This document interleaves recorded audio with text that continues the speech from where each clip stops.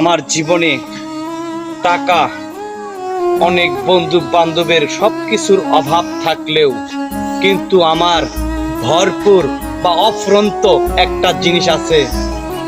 সেই জিনিসের আমার কাছে যা আছে আর এই পৃথিবীতে কারো কাছে আছে কিনা আমার জানা নেই। সেটা হলো দুঃখ আর কষ্ট সবচেয়ে ভরপূর্ণ আছে আমার। যে কোনো জায়গায় রাখতেও ইনশাল্লাহ পরিপূর্ণ হয়ে যাবে, খালি থাকবে না, আনাচে কানাচে সম্পূর্ণ ভরে যাবে। এরকম পরিমাণ দুঃখ এবং কষ্ট আমার জীবনে আছে।